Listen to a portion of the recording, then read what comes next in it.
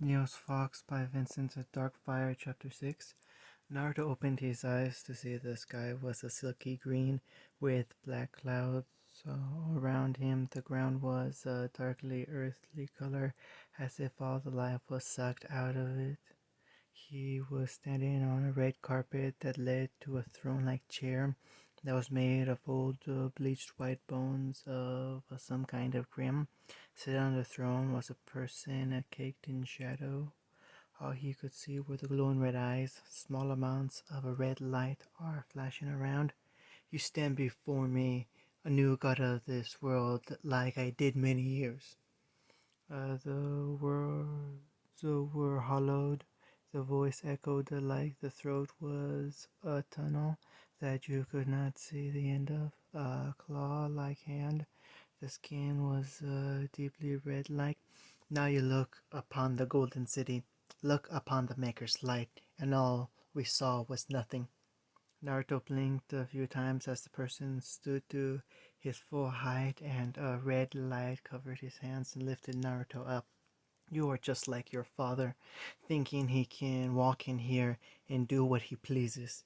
He threw Naruto across the floor. I have waited for this moment. Naruto looked at the towering man. His face was pulled back, and the red rock covered the side of his face. Thanks to the Dread Wolf, I can take the mantle of a god. A blinding light filled Naruto's vision. As Naruto looked around a white room, all he saw was alone was standing there. Alone man was standing there with his hands behind his back. Hello, young man. The man had ears like a knife and had no hair. His armor was looked to be made from a wolf pelt and some tunic. A wolf jawbone hung on a string around his neck. Naruto looked over the man and reached for his staff. Now, before you do that, Naruto, you must know that the world needs a hero who will stand for them, and you happen to be that hero. Now awake! As he said those words, Naruto opened his eyes to close the as fast as he could from the light. As the light dims, he was staring at a white ceiling filled with dim humming lights. The smell of clean. Bringing his hand over his eyes to block out the light, the white of his eyes were slowly fading into black. As the light hit them, the darkness overcame him, covering his eyes with his arm, letting them adjust to the light in the room. A dream. I haven't had a dream like that in years. And a voice. It can't be her. Salem. Naruto looked over to see his arm was a deep steel black, a few cables running to the computer next to him. He shook his head, looking over the room. He saw his eyes scream, sleeping soundly, cuddling his body, her head on his chest, and a small amount of drool leaking from her mouth. She looked so peaceful sleeping. He smiled and rubbed her head.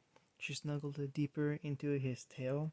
After a while, he stopped and ran his right arm through his hair, pushing the red locks out of his eyes. He looked over to see a doctor wheeling his way into the room. The clipboard was in his hand while his arm was in his mouth. He was screwing on the arms. Let me do a few more checkups and we'll send you on your way. Oh, you're awake. The doctor removed his glasses from his mouth. What I am saying that is you lost your real arm and had to get a new one. From what it's made of is something I am not understanding. I've never seen anything like this. Holding up an x-ray of the arm, it was all metal. There was a few tubes running along the bones. As you can see, we had to reset the nerves along the arm to the fiber cables. Naruto looked at the doctor. He hated when people stopped for dramatic pause. Your arm is linked to the cables in your shoulder. Your body is sending blood to as if you were born with it. Your nerves are sending signals to the whole thing. But with that arm, you could destroy concrete like it was nothing. I am wondering how much it cost you. Please tell me. Naruto just shrugged. He didn't know. It just happened.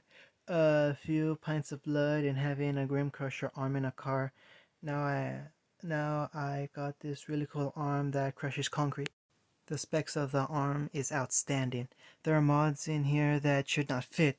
A nano blade, a hacking tool, a scroll built in. As of right now, you have only access to the scroll. Naruto looked dumbfounded.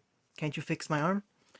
He spun in the chair and pointed to the screen. I am a doctor, not a mechanic. I fix people, not robots. Go see a mechanic, he said while looking at Naruto and pushing up his glasses. Hope you get better with your arm and all. The doc pulled the cable out of the shoulder. The arm went back to its pale color, matching the rest of his body. The doctor smiled and spun off in the chair and left the room, the wheel clacking as the chair was used to move. By this time, Neo was waking up. She let out a silent yawn as she stretched her body, getting the kinks out. She pulled Naruto into a deep kiss. She bit on his lower lip, making Naruto open his mouth. As a little bit of blood came from the bite, the taste of copper filled both of their mouths. She slipped her tongue in his and started to fight it. This caught Naruto off guard. He closed his eyes and pulled Neo closer as the two kept kissing up. They did not see the doctor open to see Glinda walking in with Ozpin. She stood there with wide eyes as the two teens went at it. Ozpin had a small smile on his face as he was reminded that was the same way his wife had told him she loved him. Glinda raised her crop ready to smack the two teens, but Ozpin put a hand on her shoulder to calm her down. Now, Glinda, I don't think that would be wise, he said in a slightly higher tone of voice. The two teens stopped to see what was going on. They both pulled apart Neo, giving both of them a death glare, but with how short she was, it was more cute than anything. Naruto, Neo, I say both of you are awake. From what the doc said, you are ready to leave. As Naruto started to get up, Neo twirled herself onto his shoulder, showing the two teachers her flexibility. Glinda was stunned at the small girl, stuck out her tongue at the older witch. She raised her crop only to be stopped by Ozpin, who put a hand on her. Naruto got up and looked over to see his clothes on the nightstand next to his bed, put on his pants, making sure they fit just right, picking up his belts and looping them through the belt loops as the six belts interlocked in the front, slipping his feet into his boots as his toes touched the steel that was on the inside.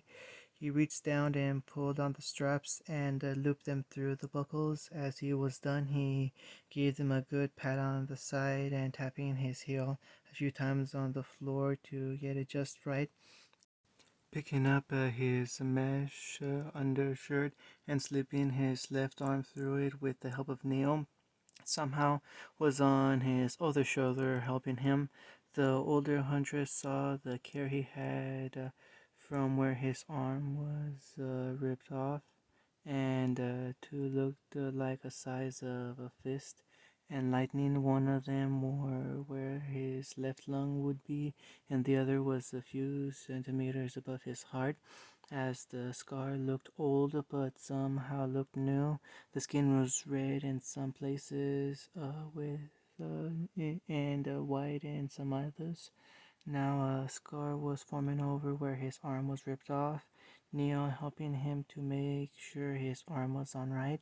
As he places his coat on, the right sleeve mesh with the new end of the sleeve would catch on the wrist, limiting the full movement of the arm.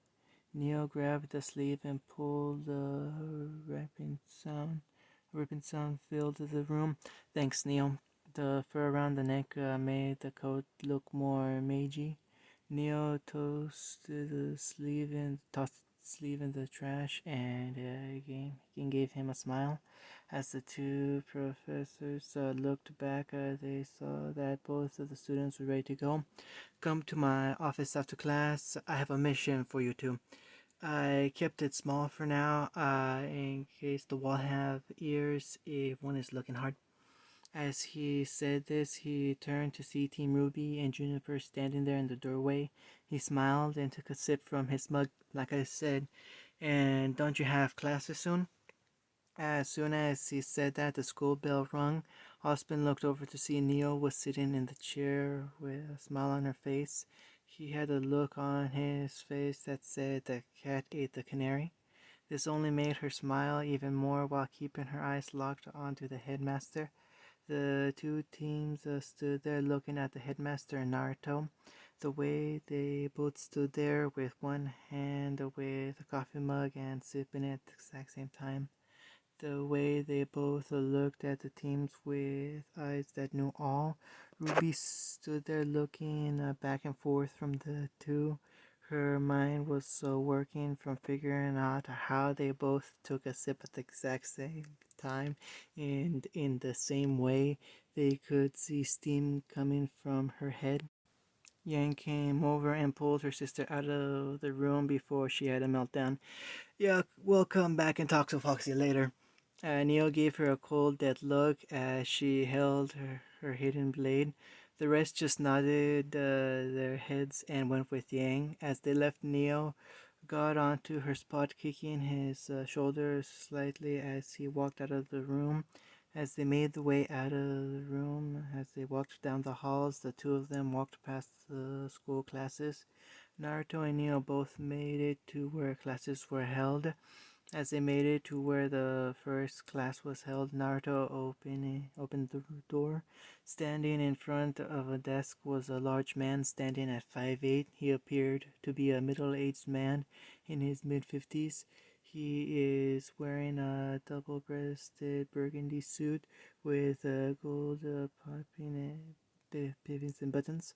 His pants were tucked into olive boots that appeared to be cavalry boots.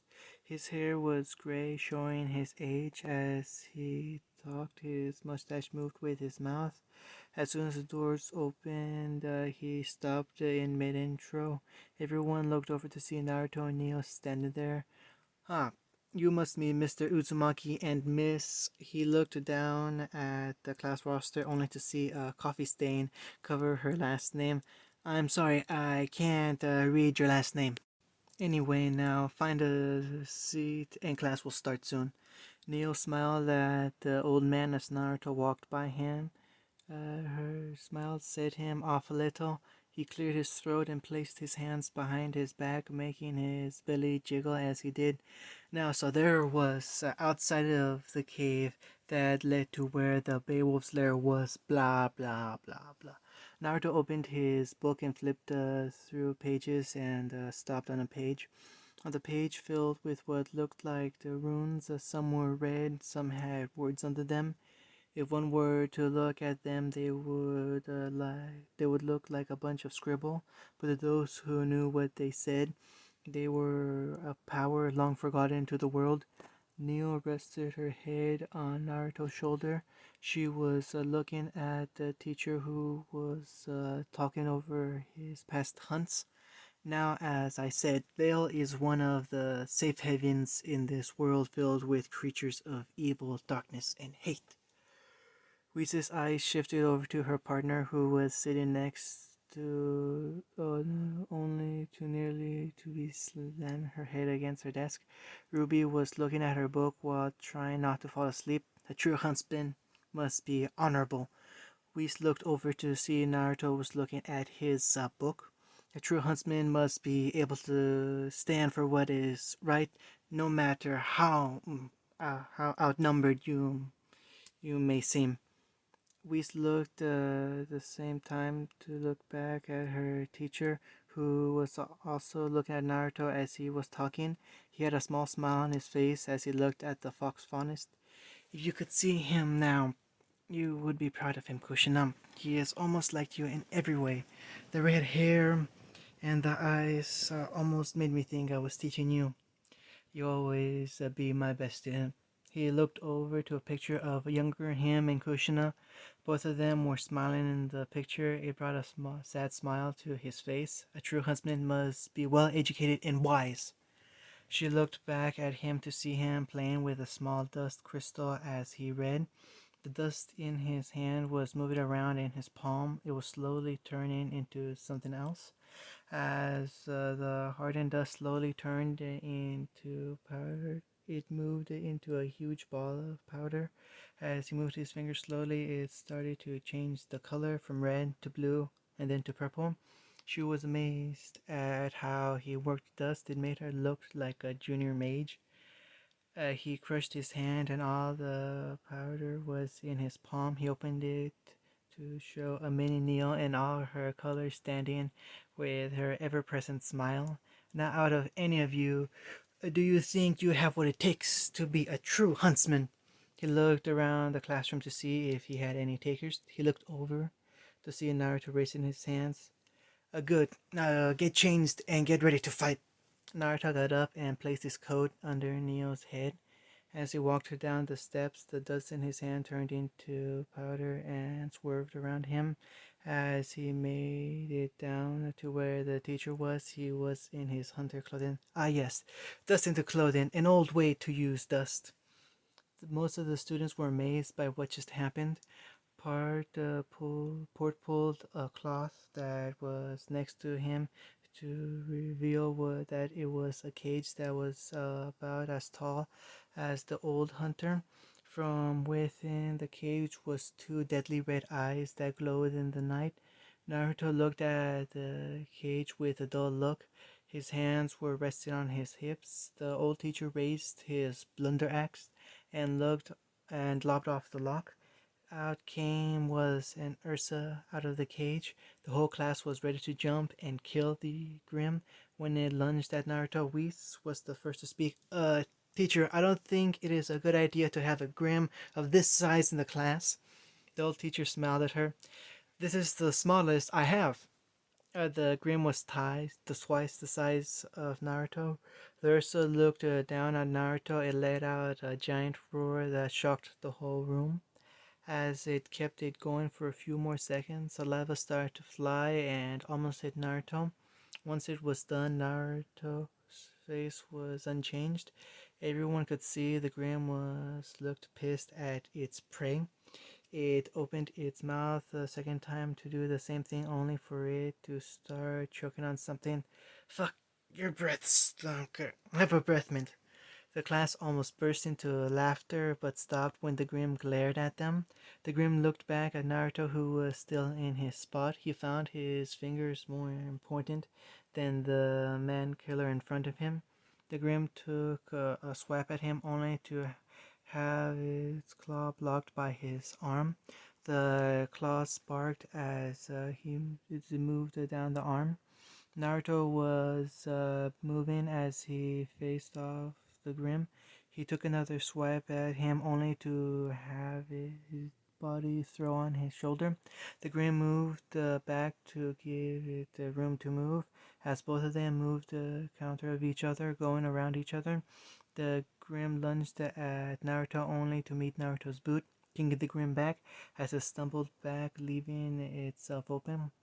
Naruto moved his body, and his arms started to move on its own. A sleek black blade made its way out of the wrist, and his hand moved down to make room. The blade was about 2 feet long, and the nano blade made was through the Grim skull. As the dead body fell over, it faded into nothing. The blade slid back into place. Okay, class, that is all we have for today, and remember to stay frosty. As the class left, he smiled as Naruto walked over to the sleeping Neo. Picking her up into his arms, she placed her arms around his neck. His clothing changed back into the school uniform. It was nice seeing you again, Peter.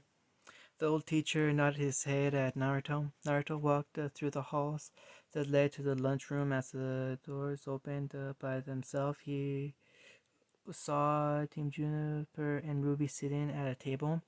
Ruby waved her hand. Naruto, Neo, we saved us. We have a spot. Naruto walked over to sit next to Blake and Nora. So there we were in the middle of the night, and Nora said while looking around the table. Her face had a grin on it. Rin looked up from his plate. It was day. Nora ignored her friend, keeping the story up. We were surrounded by Ursai. Ren just shook his head. They were beowulfs. Dozens of them. There were two. Ren said in a dull voice. Ren and I made a boatload of Lian selling Ursa's skin rugs. She's been having this recurring dream for the past few weeks. Naruto just shook his head at the story. Cool story, Nara. Nora looked at him in a new light. She just smiled at him while pumping her arms in the air. Aw, that hurts. Naruto stopped and looked over to see Carden pulling the ears of Velvet. She wore the female version of the school uniform, two long, deep brown rabbit ears. Her eyes closed in pain as she tried to get away. He got up and walked over to Carden. See, I told you they were real. What are we got? Naruto picked Carden up by the back of his shirt. Now, what do we have here? A little bird lost from its nest. From how he was picked up, he let go of Velvet. Her eyes widened when she saw Naruto standing there. Her eyes widened. Her inner fangirl came out. Carden was ready to punch whoever picked him up, only to pale as he heard the voice. The power behind it sent chills down his back. All the hair on his neck stood up. The feeling of death crested his cheek as his time slowly counted down by the seconds. So what do you have to say about it? He smiled at Velvet. Now that is how you talk to a senpai. He looked back to a bird in his grasp. Now what do you have to say for yourself, Worm? His voice held venom at the small bird, a fox stalking its next meal. He placed Carden down on the ground. Velvet hid behind Naruto with a pout on her face while she rubbed the pain away from her ears. Carden came at him with a right hook only to be grabbed. Naruto snapped his wrist, dislodging it, and held his arm in place. Carden bit his lip from screaming out. This only made Naruto smile. Why break somebody's heart when they only have one? I'd rather break bones. They have 206 of them. As he said this, he snapped Carden's radius and ulna. Carden let out a slight scream as the two snapped. Now you're going to hide this humorous. Students around could hear the humorous snapped. The Carden now blacked out from pain overload, letting the Winchester drop like a sack of potato. Now, kids, what did we learn today? Nobody said a thing. Fine, I'll tell you what we learned. It takes about 6 to 11 pounds to break a bone in the right place, he said while walking to his next class. Team Juniper and Ruby both looked over to see Neil was gone as well. Carden's team came over to pick up their leader and rushed him to where the nurse was. They sent a death glare to the mage. She was looking over the bunny girl. Are you okay? Velvet nodded her head and was blushing red. No. Wait, yes. As Naruto walked out of the lunch hall, the door opened by themselves as he came near them and closed as he left. As he walked down the hallway, he was pushed against the wall. A pair of lips greedily took his. He felt slender legs wrapped around his waist. All he saw was pink and brown. Naruto knew this would happen to her. She always gets really horny when somebody is screaming in pain for her or Naruto. What he did to Carden sent her off to a whole new level. He could smell the pheromones leaking off of her. She pulled back for air as the trail saliva connected the two. Her hand made it down to his waistline and slipped in, slowly stalking him. She gave him a lust-filled look. Mine. Her voice was music to his ears. He wanted to hear more of it. He pulled her into another heated kiss. He ground into her as she rubbed him in all the right ways. He sneaked his way up to her assets, knowing Knowing where her sweet spots was, he gave it a good squeeze and making sure to pull at the exact same time. She gave a soft moan and pulled back to get some air in her lungs, and she lunged into his neck, grinding her teeth on his neck before his collarbone. She closed her eyes, savoring his taste. She knew she hit the right spot. She felt him get harder in her hand. She breathed harder, drawing blood, as Naruto let out a gasp of pain that turned into pleasure. To Neo, she was in heaven. The taste of his blood filled her mouth as it fell down her throat. She nearly lost it there. She pulled back and slowly bit off the button to his shirt as she got down to the fourth one. They stopped when they heard something hit the floor. They both looked over to see Team Ruby and Juniper. Blake had her face covered by her book. If you looked closely, you could see there was a small amount of blood leaking underneath the book. Ruby's face was as bright as her hood. You could see the steam coming out of her ears. She tried covering her face with her hood. Yang had a look on her face that said it all. She had the biggest grin on her face. Mommy liked what she saw. Wee's face had a blush on it, but she was storming at what was going on. How could you two do something like that out in the open where anyone could see? Like this, Naruto gave her a smirk and pulled Neo into another soft kiss. Neo just rolled her eyes at the shnee. She laid her head on Naruto's shoulder, closing her eyes. As she snuggled closer to him, her hand was still down his pants. No caring who saw, Neo looked back to see that Team Ruby was still standing there. She gave them a look that could kill, slowly bringing her hand across her neck, and the message was clear. Try and take my man, and you're dead. Team Ruby were shocked and strangely aroused. As the elevator made it to the headmaster's room, Hospin had his back turned to them as he sipped from his mug. He slowly turned to see the two young adults. Neo was standing there with her smile on her face, while Naruto looked to be bored out of his mind. Now I have a mission for you two. I want you to go to a village that is in the mountains that led to one of our docking ports, Red Cliff. I had a Dusty Crow look into it, only to go dark, no word, nothing. It's been a few days, so I want you to go find and get a field report. Naruto and Neo both stood there looking at Naruto's old man. Neo's grin was as wide as it could go before it split her face. Her hands were behind her back as she slowly swayed on her feet. Osmond looked at his son. A small frown was on his face, but they could not see that his hands were blocking their view. Naruto, his only son, the one he wanted to show how to make the perfect cup of coffee, the one who wanted to show him how to hold the mug just right, all that was stripped away from him when his ex-lover took him. Now his son stood there looking at him as one of the students. There was no love in his eyes. There were just nothing there, and that scared him to his core, knowing that he had failed as a father. Naruto and Neo walked over to the elevator. As they made it down to the main floor, they made it out of the courtyard. They met up with Team Ruby. Ruby waved as they saw them walking towards the ships. Guys, where are you going? Don't you have classes tomorrow? Neo smiled as she looked at Yang. Her smirk grew as their eyes met. Yang glared at the small hunter. Blake rolled her eyes at her teammate.